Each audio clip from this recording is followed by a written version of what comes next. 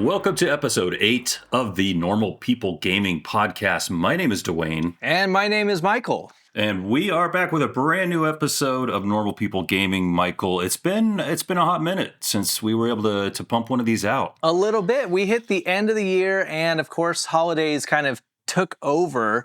And then in addition to that, our own company has been making some changes in kind of what content we've been doing professionally. And it's been a very exciting time, but we are even more excited to get back to talking about games. Definitely. And the gaming world has continued to move on without us. Yeah, that's a lot of right. stuff, a lot of new information has come out. Meanwhile, you've been making sexy drink videos. Yeah. A lot of sexy drink videos, yeah. Drink and nightclub, nightlife, and the best part of all, food videos. That's my favorite. Oh, yes. That hamburger one you did. So good. Yep, right. Hey, I got a question though. Like are you thirsty if you see like a drink video? Does that make you like thirsty, quote unquote? Well, you know what I mean? Wink, wink, nudge, nudge. Maybe a little bit. Yeah, literal thirst trap. The perks of the job is that I will go film this delicious looking food, and then we eat it after. Can't let it go to waste. Yeah, it's a little cold. Sometimes the drinks are a little, they get a little watered down because we've been shooting all this beautiful footage for a little bit. But you know what? Still worth it. So what they told us about advertising, that the food was just made out of plastic, that's a total lie then, right? Well, sadly, no. If you're in a studio, they're going to be doing a lot of stuff to, the milk is not milk, it's glue, for cornflakes and all that stuff. But luckily, like what we do is like the food comes out and we're like bam, bam, bam, and we're just taking pictures and doing video really fast. And so, we don't have to spray it with hairspray or whatever the hell they, these advertising companies do. We eat it afterwards. So it's great. You have to at that point. Well, what are you playing lately? I'm playing Avowed, and I just love it so, so much. And here is the thing is, when I saw the trailers for Avowed, when I read about it, I really thought it was going to be like, it'll be fun. Like Obsidian is a great studio. Absolutely. But I personally didn't really get into Outer Worlds. Mm-hmm. Not to say that there's anything wrong with it. It's just that I was playing other stuff. It didn't hook me. Right. There's like a million things to play. This game, though, oh my goodness. Every few minutes into the first few hours of playing the game, you sort of discover this other like decision that the developers made for this game where you go, wow, that's a good idea. Whoa, okay, I'm glad they went this direction. There's just Can you give me an example of that? Yeah, I think a good example is how their campsite works. Okay, and just let's set the stage. Yeah. Avowed is a brand new game that just came out. It's like, what, an action RPG? Yeah. Okay. And let's be honest, this is the game that I thought, it'll tide me over until Elder Scrolls comes out, maybe. You know what I mean? Like and that's a little bit, I'm sorry, it's a little bit rude to the studio, but that's how I felt about it. It was like, well. Sure. I don't think you're alone in that assessment. Yeah. Honestly. Absolutely. Low expectations, sort of, for this game. Maybe not low, but like moderate expectations. And I think a lot of people are blown away like yourself. Right. Well, and you kind of hit the nail on the head. And here is the sad fact of the matter, but also good for them. If this game wasn't on Game Pass, I don't know if I would have played it. I don't know if I would have purchased this game. But because it was on Game Pass, I'm like, all right, let me download it. And now that I'm playing it, I'm like, this game is worth $60 or $70 or whatever new games are.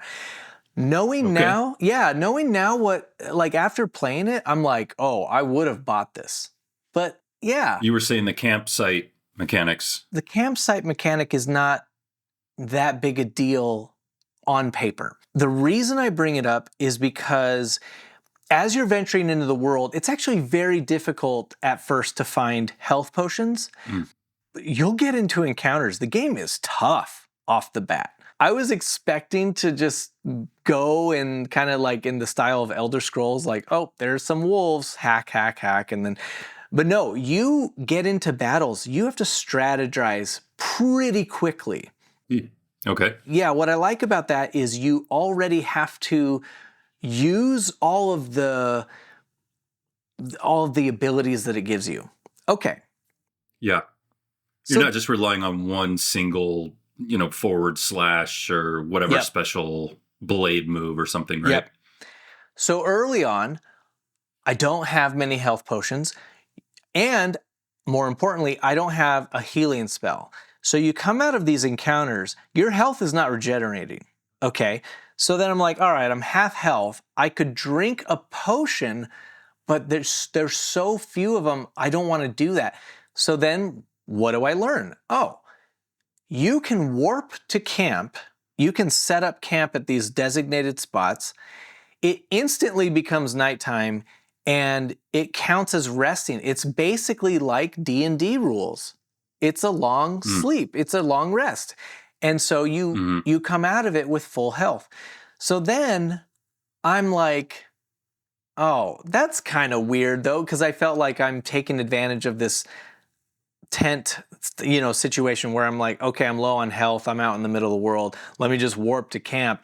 It felt like cheating until until I started realizing that when you're at camp at night, which by the way changes the atmosphere of the game, and it makes it feel like more days are passing, like it makes it feel more epic. In your camp is where you upgrade your weapons. It's where you can cook stuff. So as you're out, you're gathering materials. You can cook things that will give you health regeneration bonuses. And more importantly, that's where you can talk to your companions and learn things. It is a lot like D&D. Now, does it cost like a camp resource of some kind to use the camp? No, Okay. And that's the thing is they don't penalize you for using it. In fact, one thing that shocked me was I'm there the first time, I'm like, all right, so how do I end this? So I just walk outside the bounds of the camp and it says, leave camp and basically warp to where you were before on the map. Oh, wow. Yeah, that's cool. It's so convenient. It's like, wow, and it puts you right back where you were. So not only is it convenient, but it doesn't feel like cheating because it forces you to take that moment. Okay, I'm in camp. And I love anything that forces you to experience the atmosphere of the game. So I really like that. And then thank goodness they didn't put like invisible wallpaper around the camp where you just like you're walking in place because you can't move. Yeah, it's so not only that, I gotta say there's all these like little surprises too. The game keeps surprising me, like shooting arrows. Yeah, you do that a lot in other games, but generally it should just be mostly kind of boring. Arrow, arrow, arrow. And I was using archery in a boss fight, and that's when I discovered that no matter what weapon you're using, there's this gold bar that charges up under their health bar. And if you reach all the way to the end, whatever weapon you're using does a special attack. So out of nowhere, my character notches like 4 arrows at a time and goes boom, boom, boom, boom, like all 4 of them in a row. It was such a cool thing and it was unexpected.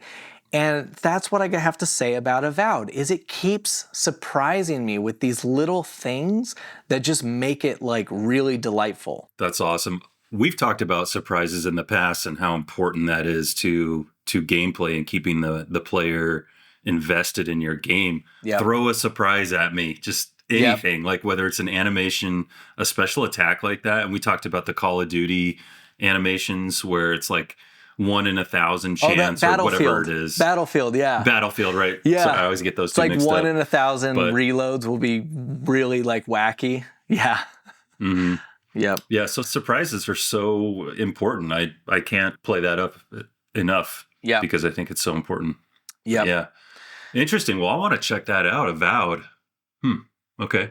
I'm still early on, and it does feel like there's a lot of game here, but it's definitely less sandboxy, I would say, than a Bethesda game. Right. Is it locked at 30 frames per second? Just No, it actually has a performance mode, which I switched on pretty much immediately. I asked because it's on Unreal Engine 5. Yes. Which means it probably looks amazing, but I wondered if they had locked the frame rate to help it look amazing, as they do sometimes. No, just only if you do the like graphics mode or whatever, but performance mode still looks great. Honestly, I find this to be one of the more beautiful games I've played recently. The writing is so good, it's so funny, which you have to expect from Obsidian at this point. Like their brand of writing is usually pretty funny. The voice actors so far, I'm just really enjoying them. But yeah, I say it's less sandboxy because in a Bethesda game, you might, build a house and farm and just kind of like do whatever. And that's not really this type of game. It's almost there, but I also don't think it needs to be. I don't need that from this game. Sure. Man, it's one of those games where you go, like, even though I love Elder Scrolls, I hope those developers are playing this game because anytime developers can learn from something that another developer's doing well, it's just, combat is just so much fun and it's so strategic in Avowed. It sounds really fun. Yep. Highly recommend to everyone. I feel like this game already probably had a good launch, but I also think it's going to build a fan base over time just because I've spoken to a lot of friends who are like basically surprised at how good it is, and of course they're going to be telling people. So yeah. Right. I saw some people in our Discord talking about it. Link in the description if you want to come hang out and talk to us. But yeah, so it's been kind of floating around out there, and so I've seen mention of it. I feel like maybe I already said this, but yeah, I just had very low expectations. I was just like, well, I need a new game. Let me try this out. And now it's like, I'm just having such a great time. Yeah. Well, what have you been playing lately? So I picked up Uncharted Legacy of Thieves on Steam. There was a bundle for A Thieves End and The Lost Legacy. It's those two. I don't know if there's just two separate games or what those are, but I kind of went in expecting this to be the first Uncharted that was ever released, but I think it's like the third or fourth in the grand scheme of things. Do you know? Right. So I've played some of the Uncharted games in the past. I don't think I've played these particular ones. Yeah.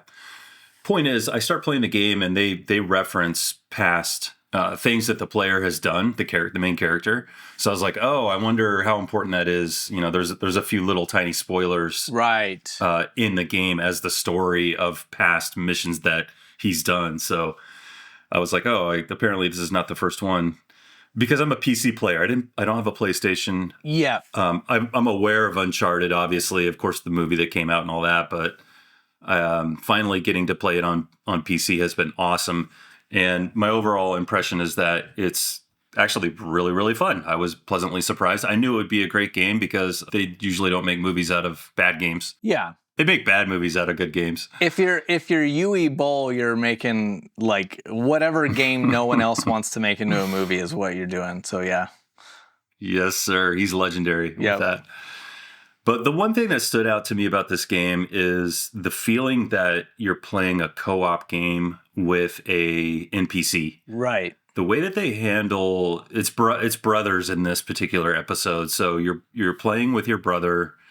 Sometimes you're playing with a third character, but the way that you interact with that other character, it's almost like having a friend there playing along with you. Right. It's handled really well, and it never seems tiresome.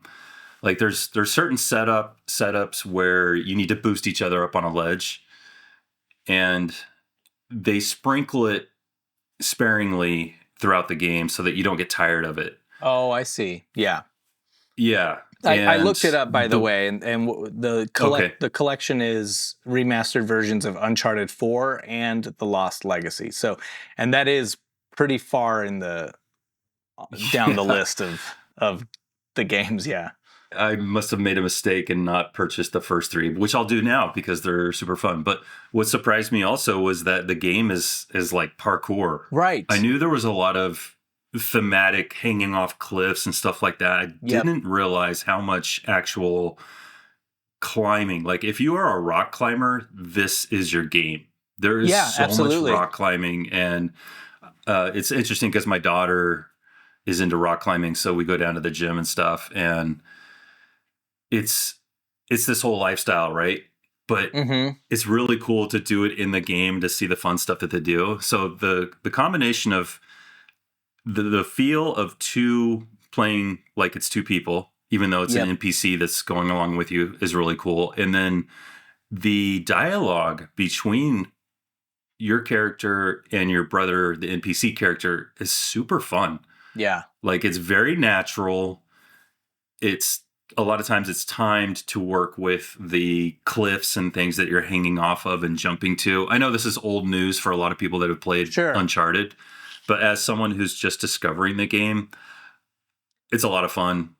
And I can't wait to download the first 3, apparently. Well, and I like how you bring up the dialogue, because this is one of those things where this is what they do really well. And I remember playing Uncharted 2 a long time ago. That has, you want to talk about like climbing and like exciting set pieces, like that has you climbing through a train that's hanging off of a cliff, and it's one of the most incredible sequences I've seen in a game. To your point, Naughty Dog, those games have really good dialogue, and you're right, like it just feels really natural. Yeah, that's interesting. Yeah, the game feels like it would have a lot of replayability as well, because I'm flying through, because I'm interested in the story as well. Yeah, so I'm going through the levels. I'm not even really trying to get the little artifacts that you can pick up as collectibles if I find one. Yep. But what I think will be fun for a replay is being better at climbing and doing like interesting jumps and different ways to sneak around, because there is a big stealth element to the game. Like it rewards stealth. Yeah. Recommended on that one as well. You know, when you mentioned dialogue and like natural banter and that kind of thing, it actually reminded me that in Avowed, I'm actually constantly surprised at what my companion, whoever it is at the moment, I'm constantly surprised at their commentary and how relevant it is to what we're doing and where we are. So like, you know, and I bring that up because you said that, okay, this might be old news for people that played this game a long time ago, but it might seem, okay, this is really well done, but it was done years ago. But not every game does that. I don't know. It's like when we talked about Tomb Raider and I said, I saw the good graphics and I said, all the games are going to look like this from now on. And then years later, you realize, oh, wow, no, that game was special. Yep. And that's the thing about Uncharted. Not every game is like that. Not every game is going to have natural dialogue. Like anytime my God, I still play games nowadays that have some of the worst voice acting. And it really takes me back to the good old days. Sniper Elite. No, I'm just kidding. Yes. Yes. Wait, did we talk? Dude, I don't know if we mentioned it. No, I played it because you had recommended it. It's actually a really fun game and a fun series, but you could tell it's not super high production value. That's so funny because, yes, that's exactly what I was thinking recently. I was telling a friend, another friend, I was like, man, Sniper Elite has some of the worst writing and voice acting. The character they had in the last game, he looked all right, like the player character model. He looked all right. And then the one they have in the new one, Resistance, like looks so goofy. What are we doing? We're taking 2 steps back. He has a Siamese twin hanging off his backside. Man, that would at least make it interesting. Extra gun hand. That's the funny thing is like Sniper Elite Resistance. I actually did play quite a bit of that. I think I got about 3/4 of the way through. And then I have to take a break because it is kind of it's very repetitive. It's kind of the same thing over and over again.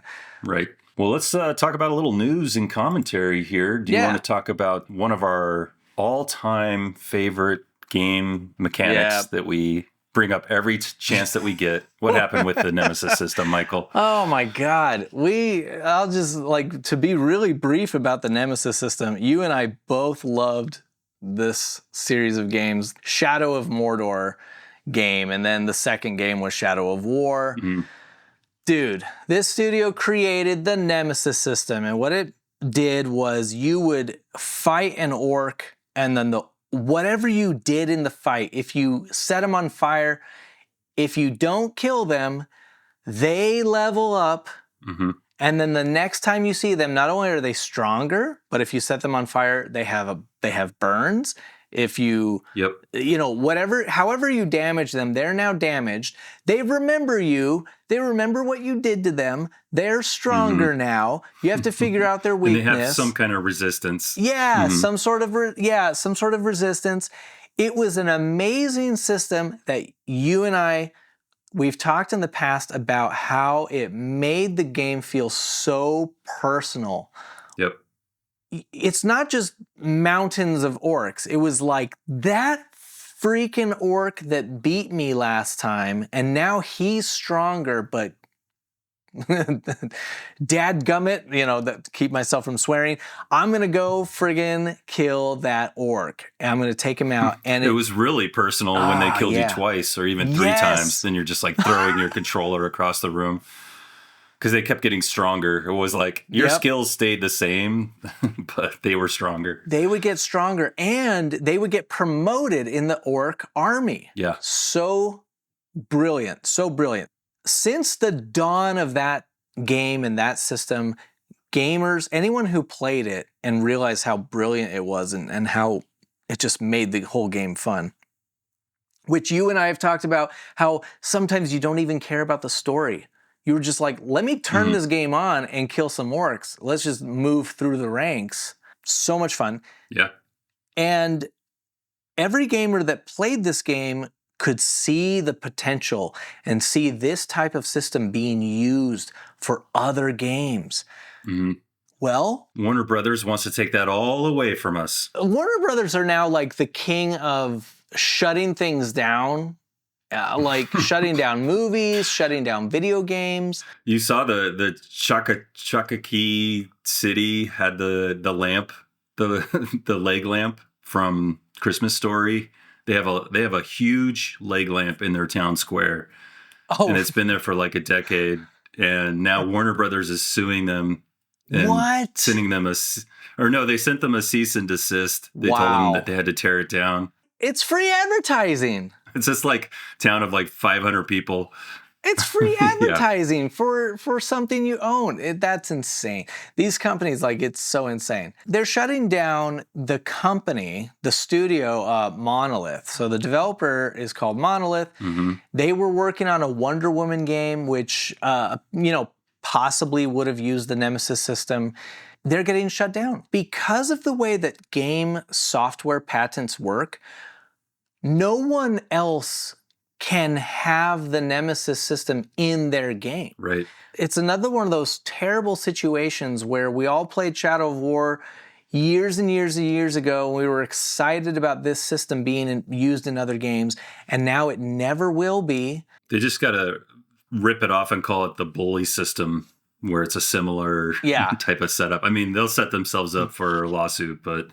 And that's the problem, right? Developers are scared to do anything that's too similar for fear of getting sued, right? Or getting a cease and desist, for having a leg lamp in the public square. It's just insane. Yeah. So sadly, that studio's shutting down. They've made some amazing games. It's just sad when this happens. I have a long history with Monolith. Back in the late 90s, there was a game called No One Lives Forever. That's right. Wow. I didn't know that was them. It was. I think it was their third or fourth game. They had like a football game prior to that. They had another early shooter. I don't remember what it was, but Yeah. then they came out with No One Lives Forever, which was critically acclaimed. It did pretty good sales-wise. It was ported to a couple different systems. Yep. And I downloaded the software development kit for it, and I created a bunch of multiplayer levels that had a really fun multiplayer community. It was small, but Yep. it was a fun community. So I made a ton of levels using de-edit, which was their editing software to create levels for their games. And then they came out with No One Lives Forever 2, used the same engine. So I was able to create levels for that. They came out with a really bad game called Contract Jack, which was in the same universe, but it was like a quick money grab. Made a level for that. Actually made a full-on mod for that. And then they came out with Fear, which is probably the game that the most people remember Monolith for, which was kind of like The Ring meets Call of Duty or something like that. I know, right? With insane like slow motion effects in the game and gore and They were one of the first ones to do like that bullet time. I think Max Payne had come out on that's right. on consoles, and they had done it in kind of a isometric version or like it's like third person shooter, view. Yeah. But Monolith did it kind of in that first person perspective, and it was pretty epic. You would like blow up a room and like it would go into that slow motion, and it was really well done. To their credit, that also the enemies that you fought had some of the smartest AI. That's right. I remember that at the time, and still to this day is nearly unrivaled by a lot of games. Yeah, that's right. They did a lot of the pathfinding and the AI that the enemies. It was almost like SWAT team people that you were fighting, and of course monsters and stuff. Yeah, they were really smart with how they would flank you or use grenades or try to flush you out. Very intelligent. I guess it makes sense that they would go from that to doing something as smart as the Nemesis system. So right. Well, you can pick up Fear for $1, thanks to the Good Old Games, or GOG, as it's been shortened to, which is kind of a preservation society that's preserving a lot of these older games. Yeah. No One Lives Forever, or NOLF, as we used to lovingly call it, is locked up in legal hell. Multiple studios were involved. Right. Different companies think they own it. So I don't know if that'll ever get picked up by GOG, but here's hoping, because I think a lot of people would still enjoy it. And if it was remastered, talk about clever dialogue and clever writing and just hilarious. One of the funniest games ever, in my opinion. That's great. Yeah. It's always a shame when like studios, instead of just coming to an agreement and releasing the game or re-releasing it, like they just fight over it. And then no one gets to have it, It's not like it's a super valuable property either. It's like a couple of us older gamers are going to see it and be like, oh yeah, I'll buy the remastered version, and that'll be that. I mean, they should make a sequel, because it was Game of the Year. I mean, back in 2001, I think. So older gamers, I think, definitely remember the legacy of No One Lives Forever, Fear, and a lot of the other Monolith games that came out. Well, and the sad thing is, R.I.P. Monolith. Yeah, R.I.P. for sure. The sad thing is that you could even publicly exclaim to Warner Brothers, okay, fine, you're shutting things down. Are you going to release the patent on the Nemesis system or release the patent on this game or that game? No, no, it's ours. No one can use it unless you pay us. It's just they're a conglomerate, right, that owns multiple gaming studios, and they shut down not only Monolith. I think there were two others in their, array of ownership that they closed out as well. So they might be consolidating, or who knows what. Yep. Well, I think gaming patents should be use it or lose it. Type of thing. I agree with you. If you're not using it, you got to let people kind of iterate on that. Were you a big Coder fan? Knights of the Old Republic? Am I saying that? Didn't people call it Coder? Oh, Coder. Yeah. Did you play that? Did. It's. I never did. I always heard it was very, very good, but I had not played that. Oh, so I see your notes. You're saying it's free on the Epic Store? You can pick up Knights of the Old Republic and the sequel, Knights of the Old Republic 2, I guess, for free via the Epic Store. Side note, I think you might have to download their junky Steam wannabe software in order to get that. So yeah, just beware about that. But I think most people accepted that as sort of a necessary evil. They were like, well, like they were like, I don't want to support Epic Game Store, but free games, free game is a free game.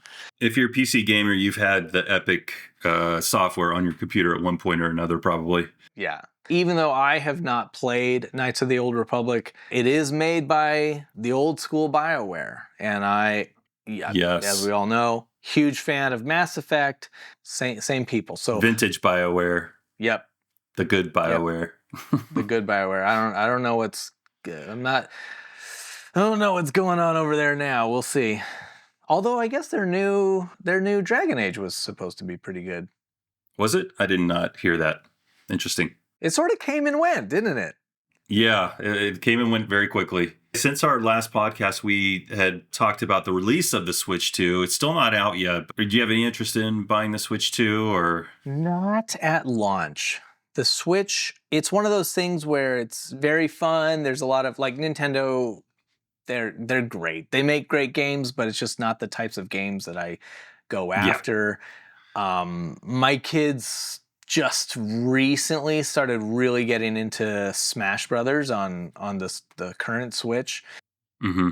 They're having a good time with that, and yeah, I don't know. It's always going to come down to the games, but I think that there's some cool little hidden secrets. Like, I guess they confirmed that the Switch will have sort of like a mouse component. Like, you can actually put it down on the table and use it like a mouse, so it'll have those sensors. Interesting. Okay. Yeah, I mean, Nintendo's always full of surprises.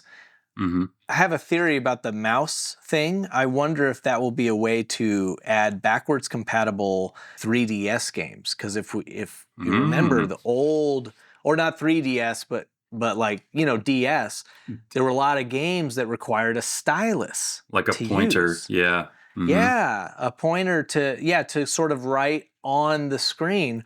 The cursor was just shaking on the screen. Like, whoa. Did I just drink a bunch of coffee? What's going on here? That's right. like, whoa, I need to calm my nerves a little bit. Mm. But yeah, it's just a theory I have about the mouse capability on this thing. I'm like, well, you could bring back some of those older games, so we'll see. Yeah, the power of Nintendo is in their library. Yeah. But like their full-on history of games, everybody wants those games. Now, let's hope that it's a laser mouse and doesn't have a mouse ball, for those of you who know. Yeah. Because you got to clean the old mouse ball. You got to clean them mouse balls, or else your mouse will just stop working. Yep. Yeah, it's always going to come down to the games, but I don't know. I'm not going to be sold very quickly. I don't know. I need more than just, hey, we've got a new Mario, or we've got a new Animal Crossing, or it's like, I know those games are good, but they're not system sellers for me. Right. Yeah, it's all going to come down to the games. For me personally, a Switch is, a Nintendo system is not something I get at launch. Usually it's something that I pick up a few years later, after quite a few games have come out that I'm interested in. So that's kind of where I'm at. Agreed. Now, to change course here a little bit, NVIDIA, which obviously is a huge, huge company doing gangbuster sales, just had one of the all-time worst graphic card launches in history of graphic card launches, with the launch of their 50 series GPUs. So in a nutshell, basically, there's something called a ROP, so render output pipelines. Yeah. And they promised X number of them when you buy the latest, greatest card. Now, of course, there's a myriad of video game tech review people like Linus Tech Tips and whatever, or some of these other ones, who literally test the card and they test them on different test beds. Right. They're not getting the same amount of ROPs that NVIDIA is promising. Now, NVIDIA came back and they kind of downplayed it, and they took a less than desirable approach when responding to the issue. Yeah. Some people kind of saw it as lying or just omitting the fact that it was also occurring on another card, which they never fessed up to, the 5080 series. So initially they said it was only affecting like 5% of the cards, and then someone came back and found it that there was less ROPs on a completely different series that they hadn't even talked about. And then NVIDIA was like, right, that too. You know, it's kind of like... Yeah, that's not a good look. Here's the thing, though. When you hear this, you're like, big deal. But the problem, Michael, is that these cards cost $1,300. Yeah, that's what I was going to say. That's the middle tier card, by the way. The entry level card is like $800 or something. I could be off. It's somewhere in that range. The mid level one is anywhere from $1,000 to $1,300. The high end one is I think over $2,000. Plus, there's like a professional card that's like $5,000, right?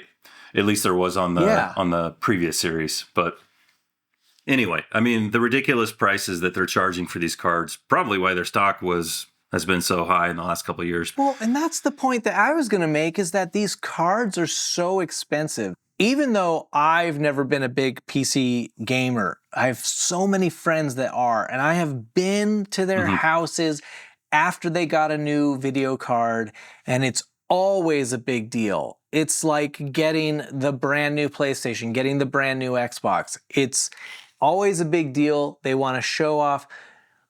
I could not render this game at full whatever. Now I can look at it, and it's 120 frames per second or more, 240. And it's like, if you spend that much money on a video card and it's like not doing what they say it's supposed to do, yes, that is a big deal. Right. Let's hope it can be fixed. Like, I haven't looked into this too deep, but perhaps software can fix it. But if it's a hardware issue, like literally there was a mistake in the manufacturing process and you have to return the card, that's a bit of a pain. That would be very annoying. So hopefully it doesn't affect all the cards, and well, either that or, I mean, honestly, I'm still rocking the 30 series. Yeah. So just go down to the 40 series and should be find a happy medium at a pretty better good price. To go. Yeah. The problem too for NVIDIA is, I mean, honestly, I've seen them as sort of being on top. Like, what's the other? I'm top of the food chain. It's like NVIDIA, Radeon, AMD. Yeah, AMD. Yeah, and Intel has some stuff too. Yeah, but AMD and NVIDIA are sort of like top dogs, with NVIDIA clearly on top, and AMD. Yeah, they're doing pretty well because they get put into, I know they're in the Xbox. I don't know what's in the PlayStation, but I know the AMD generally gets put into the consoles, so they're doing fine. But NVIDIA really hurts their goodwill with gamers if the minute you look like you're sort of hiding something or not being honest about your product, it really hurts your relationship with these gamers. Yeah, and don't downplay it when you make a public statement about the issue. Yeah. Just come clean and start offering fixes as soon as you can. Yeah, absolutely. Well, Michael, we talked about it earlier with Monolith being shuttered and some of our favorite games kind of going the way of the dodo bird, not being available. Currently, you cannot digitally download No One Lives Forever, which is a crime. Yep. I happen to have it on CD, so hey, CD-ROM if you want to play it. But yeah, just reach out to Duane; he'll mail it to you. Yeah, I'll send it to you in a care package. The point is that this institution, the Good Old Games, they're referring to themselves as GOG. They're very GOG-like. Is preserving these games on our behalf, and I think that's a wonderful thing. Now, it's important from like a history standpoint? Are we putting too much importance on games, or is it more about the nostalgia? Is it more about the fact of like, I want to play whatever, any given game from 15 years ago, and thank goodness for GOG, because they're going to preserve this game, make it available somehow. What are your thoughts on all this? Well, first off, like I'm grateful that there's someone like GOG out there that sort of preserving these older games and making them available. And yeah, they sell them, but they sell them usually very cheap. So this is a good thing. That's what people have to understand. To be on a digital storefront, you have to pay to have that data hosted. You have to pay to have it on the market. And if the game isn't making money, they're going to pull it off the market. Like this happens with App Store games. So like iPhone games and that kind of thing. There's so much garbage on the iPhone App Store. And then I still remember some of these older games in the early days of the iPhone that I would still consider some of the best iPhone games. Many of them you can't get anymore. They just don't exist. So that is an issue. And so, yeah, good old games is great because they take on that responsibility. They're like, well, we'll host it. We will have it on our platform. And that's exactly what they are. I mean, they are a digital distribution platform. This is their own description, an online store with a curated selection of games, an optional gaming client, giving you freedom of choice and a vivid community of gamers. All this born from a deeply rooted love for games, utmost care about customers, and a belief that you should own your own game. Yeah. I don't know. There's some older games that you and I have talked about, like where I'm like, oh man, I remember that game. Let me buy it again. Like, because I owned it on the 360 on disc. Now it's available on the Xbox store. Let me buy it. And then I play it for like 10 minutes and I go, yeah, that was fun, but I'm kind of done with it. So like sometimes it's like a bit of nostalgia and maybe it should just be left in my memory. But then there's other games that are so good that it doesn't matter how old they are. You can keep playing it. It's just so much. If it's fun, it's fun. Is this like a competitor to Steam, or is it more like and what is CD Projekt Red's involvement in this? Because I noticed they're on the website. I don't know. It's possible. I don't know. Yeah, they might have sort of helped finance it, possibly. Yeah, another thing they said is GOG was launched late last year. Program is a curated and growing collection of old PC games that GOG is dedicated to supporting and making sure they are playable on modern hardware and new computers. That's key, because when when Windows 11 comes out or the next version, whatever, all these old games just tend to stop working. That's true. So that's huge. Yep. Yeah.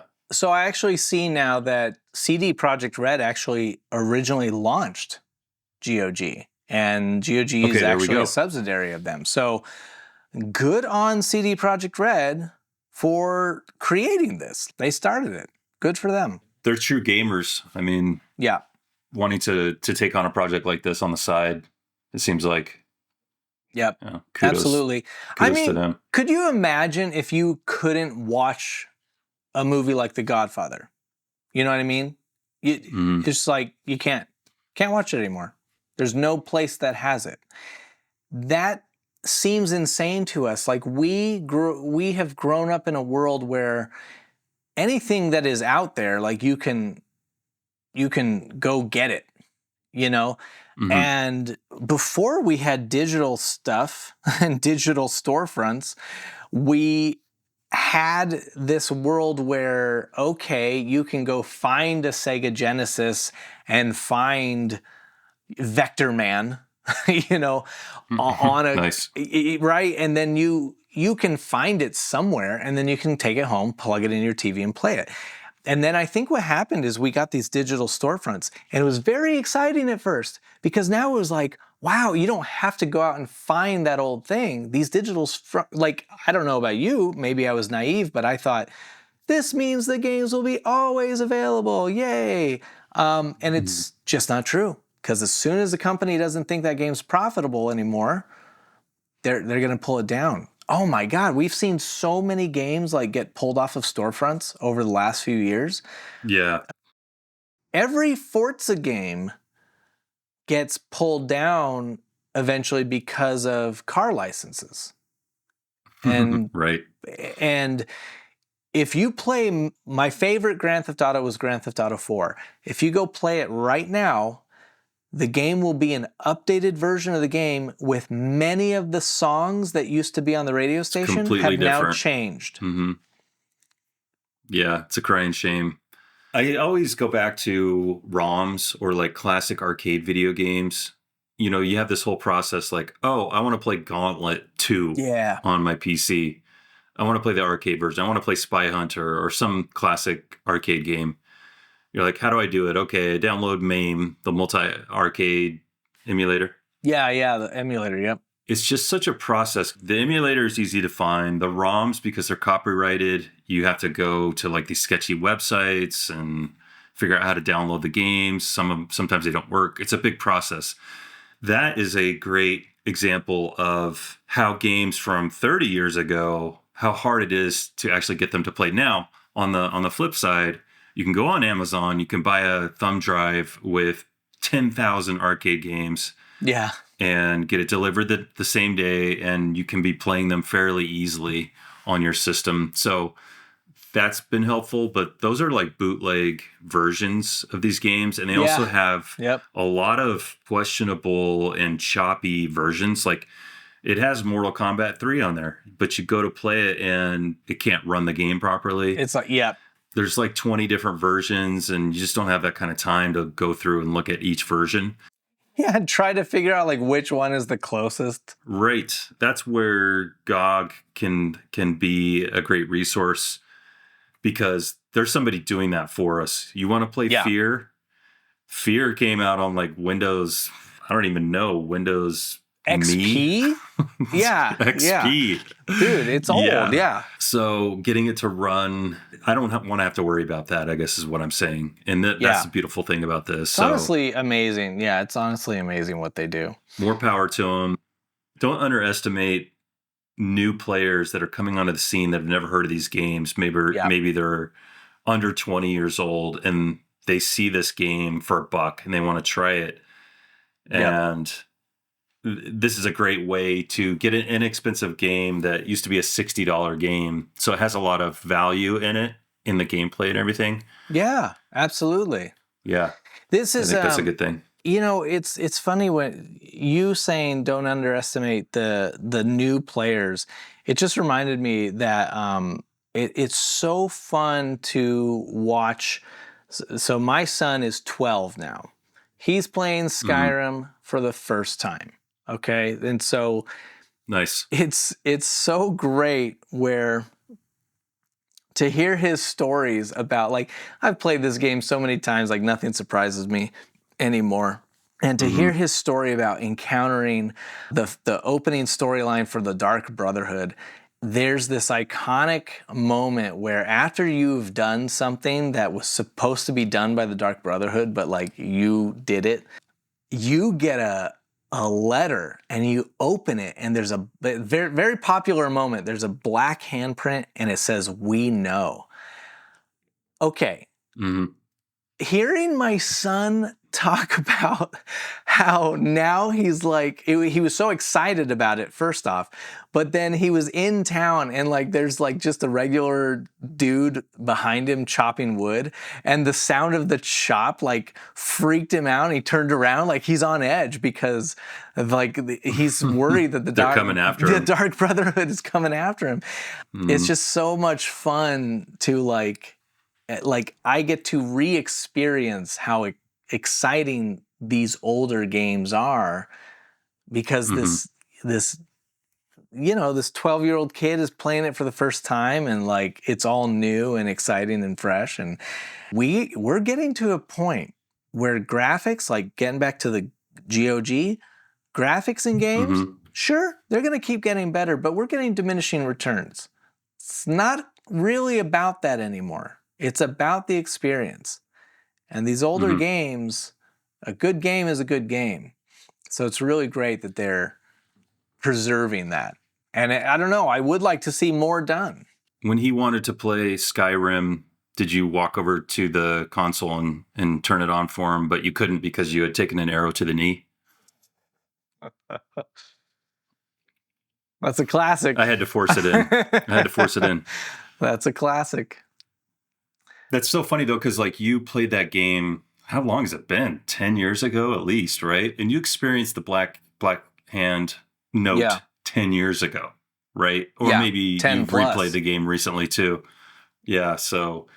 But to see it it's that same thing you get when you're watching one of your favorite films with your, someone who's never seen it, and you're just like, oh, I can't wait for you to experience what I just experienced. Yep. Or what I experienced in the past. Yep, absolutely. Yeah, it's a lot of fun. Well, hopefully, my dream for the future of gaming.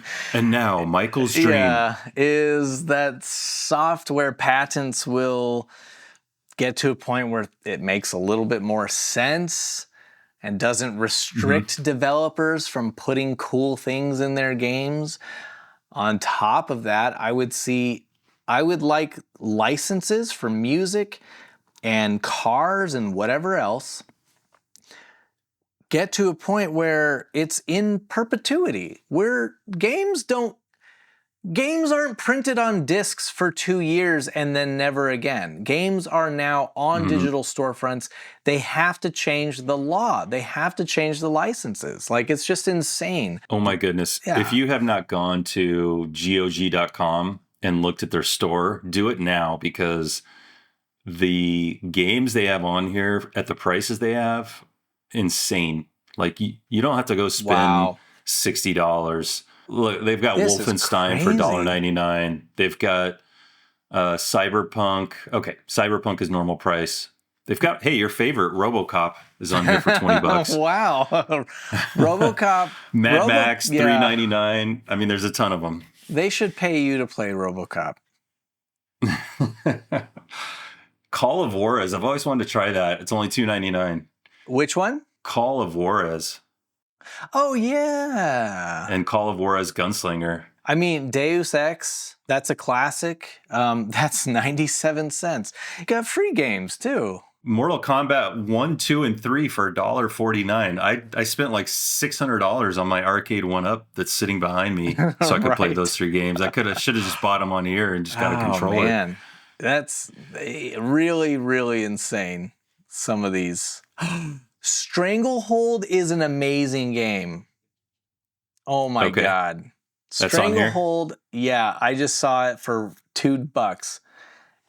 Guys, if you like... I see it. Stranglehold, $2. Yeah, if you like, what's it called? Max Payne.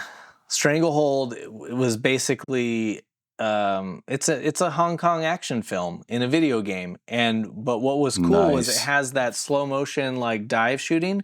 But in addition to that, everything in the room was fully destructible. So you'd have these huge shootouts in restaurants, in a parking garage, and cars just like, it feels like every single bullet hitting something is doing very realistic damage.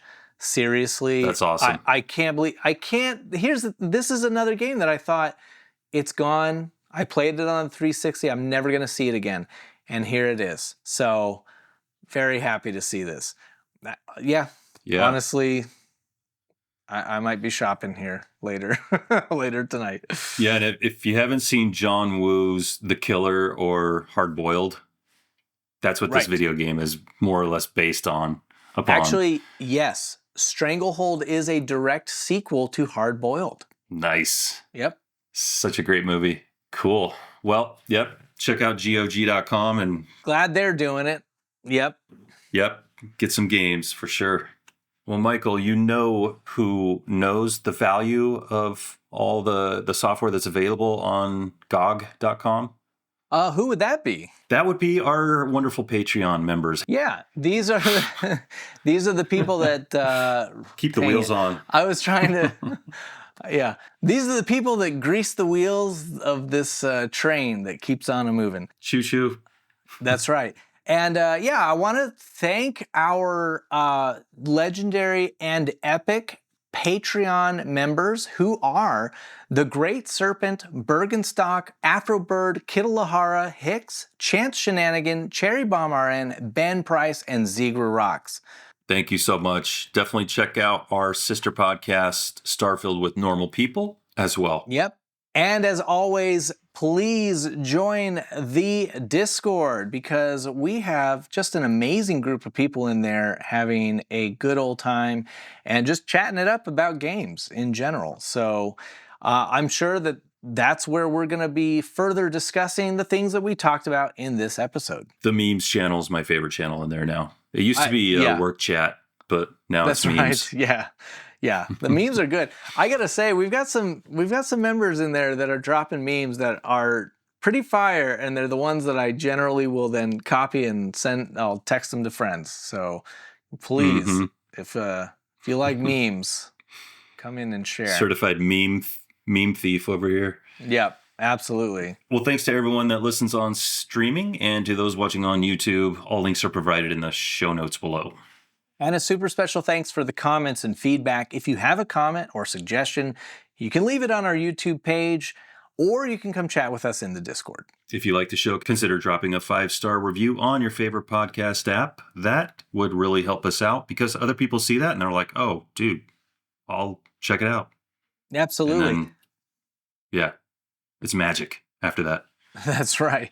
And thanks for hanging with Normal People Gaming, and make sure you subscribe because we will be back for more. We'll see you then.